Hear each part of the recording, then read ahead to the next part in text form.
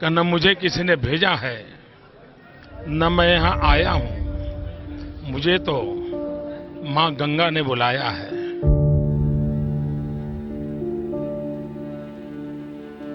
हम हाथ जोड़े। मेरे पिताजी इस स्थिति में नहीं है कि इस समय वो यहाँ आके मीडिया से बात कर सके। मेरी दीदी के बारे में हमें बता दीजिए कि 6 दिन उनके साथ क्या हुआ, कैसे तड़प तड़प के मेरी दीदी ने यहाँ जान दी है। प्लीज।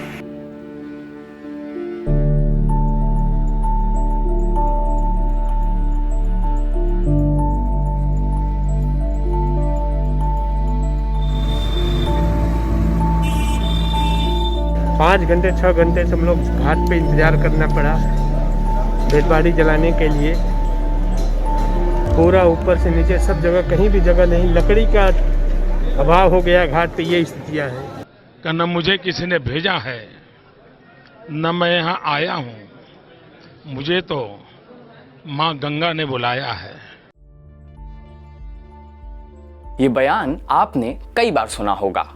ये बयान साल 2014 के पहले भारत के प्रधानमंत्री नरेंद्र मोदी द्वारा वाराणसी से नामांकन के ठीक पहले दिया गया था। प्रधानमंत्री बीते 7 सालों से वाराणसी से सांसद हैं। आज वाराणसी का हाल कोरोना से बेहाल है। लोग ऑक्सीजन के लिए तड़प रहे हैं, सामान्य दवाइयों की किल्लत से जूझ रहे हैं, शमशान घाटों में मृतकों की कतारें हैं। और इस बीच जब वाराणसी के लोग अपने सांसद यानी प्रधानमंत्री नरेंद्र मोदी को ढूंढ रहे थे, तब प्रधानमंत्री भाजपा यानी अपनी पार्टी का चुनाव प्रचार करने में व्यस्त थे।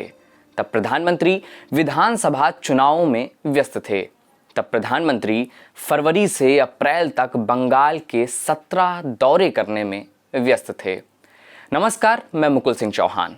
इस वीडियो में हम आपको प्रधानमंत्री नरेंद्र मोदी के संसदीय क्षेत्र वाराणसी में जो कोरोना के हालात हैं उनसे रूबरू करवाएंगे।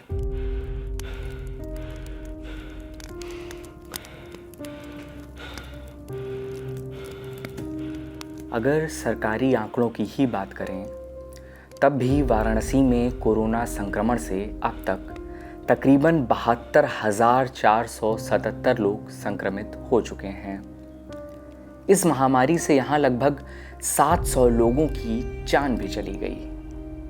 हालात की गंभीरता का अंदाज़ा इस बात से भी लगाया जा सकता है कि 1 अप्रैल के बाद से 65% यानी लगभग 46,280 नए केस यहाँ पर दर्ज किए गए हैं। सरकारी आंकड़ों के मुताबिक वाराणसी में हर रोज़ लगभग 10 से 11 लोगों की मौत कोरोना के कारण हो रही है। गुरुवार 6 मई को सरकारी आंकड़ों में ये संख्या 9 थी। लेकिन वाराणसी के लोग और इसके अलावा जो पत्रकार वाराणसी से रिपोर्ट कर रहे हैं वे इन आंकड़ों को सिरे से नकार रहे हैं। उनका कहना है कि ये महज लीपापोती है जो सरकार कर रही है। 15 अप्रैल को इसी बारे में हरिश्चंद्र घाट के कर्मचारी ने पत्रकारों को बताया। बहुत ही भयावह मंजर है। जिंदगी में हम लोगों ने इतनी भयावह स्थिति नहीं देखी थी। आज जो है डेड बॉडी गिनते गिनते हम लोग थक गए हैं, समझिए वो स्थितियाँ हैं। 5 घंटे 6 घंटे से हम लोग घाट पे इंतज़ार करना पड़ा डेड बॉडी जलाने के लिए। पूरा ऊपर से नीचे सब जगह, कहीं भी जगह नहीं, लकड़ी का अभाव हो गया घाट पे। ये स्थितियाँ हैं। हम लोगों को जो भी लकड़ी मिली है अभी गीली लकड़ी मिली। बहुत मुश्किल से शोर सिफारिश करने के बाद गीली लकड़ी मिली, तब दाह संस्कार हो रहा है। 5 से 6 घंटा हम लोग वेट किए, वो भी बहुत मेहनत करने के बाद लकड़ी मिली तो घाट। कितना वेटिंग में होंगे लोग? कितना लोग वेटिंग में होंगे लोग? वेटिंग तो अभी देखिए 25 से 30 लोगों की संख्या वेटिंग में भी चल रही है। अच्छा, ये जितने जल रहे हैं लोग, क्या ये सब कोरोना के हैं? तो सील पैक करके आ रहा है तो उसको क्या कहा जा सकता है? कोरोना ही कहा जा सकता है। जो सील पैक बॉडी आ रही है कोरोना ही कहा जा सकता है ना, और क्या कर सकते हैं हम लोग उसको। ये स्थितियाँ हैं, बहुत भयावह स्थिति है बनारस। हरिश्चंद्र और मणिकर्णिका घाट के पास के इलाके में रहने वाले लोगों ने बीबीसी को बताया कि इन दोनों घाटों पर पिछले महीने से लगातार लाशें जल रही हैं। उन्होंने बताया कि इससे पहले इन दोनों घाटों पर हर रोज़ 80 से 90 चिताएं जला करती थीं, लेकिन पिछले महीने से यहाँ तकरीबन 300 से 400 चिताएं जल रही हैं। वे पूछते हैं, लाशों का अचानक आना कैसे बढ़ गया है? आप इसे क्या कहेंगे? ये लोग किसी वजह से तो मर रहे हैं। ज़्यादातर रिपोर्टों में ये कहा जा रहा है कि उनकी मौत हृदय गति रुक जाने से हुई है। अचानक इतने सारे लोग कैसे दिल का दौरा पड़ने से मरने लगे? उनमें नौजवान लोग भी शामिल हैं। प्रशासन ने 10 दिन पहले ही एक शवदाह स्थल शुरू किया है, लेकिन लोगों का कहना है कि वहां भी दिन रात चिताएं जल रही हैं।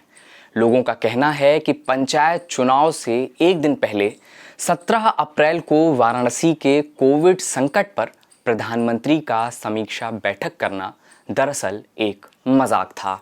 आपकी जानकारी के लिए बता दें कि 2014 के लोकसभा चुनावों के बाद सत्ता में आए पीएम मोदी ने वाराणसी के लोगों से एक वादा किया था। उन्होंने कहा था कि बनारस शहर को जापान के क्योटो तीर्थस्थल जैसा बना देंगे। जब पीएम मोदी जापान के दौरे पर गए थे तो Kyoto Varanasi partner city agreement की नींव रखी गई थी। पीएम मोदी ने जापान के क्योटो से भारत वापस आकर वाराणसी की जनता से वादा किया कि उनका शहर क्योटो जैसा खूबसूरत हो जाएगा। तब से लेकर अब तक वाराणसी के लोगों की आंखें उस क्योटो को देखने के लिए तरस गई हैं, जिसका वादा पीएम मोदी ने उनसे किया था। आज वाराणसी लाशों को ऑटो में ढोकर कोरोना मरीजों को मोक्ष प्राप्त करवाने को मजबूर है। वाराणसी के लोग अब यह सवाल उठा रहे हैं कि जब कोरोना काल में वाराणसी को अपने सांसद यानी प्रधानमंत्री नरेंद्र मोदी की सबसे ज्यादा जरूरत थी, तब प्रधानमंत्री बंगाल में तो चुनाव लड़ रहे थे और अपने संसदीय क्षेत्र यानी वाराणसी से उन्होंने आखिर सोशल डिस्टेंसिंग क्यों बनाकर रखी? द वायर के और वीडियोस देखने के लिए सब्सक्राइब करें और बेल आइकन पर क्लिक करें। स्वतंत्र पत्रकारिता की आर्थिक मदद करने के लिए डिस्क्रिप्शन में दिए गए लिंक पर जाएं और अपनी राशि चुनें।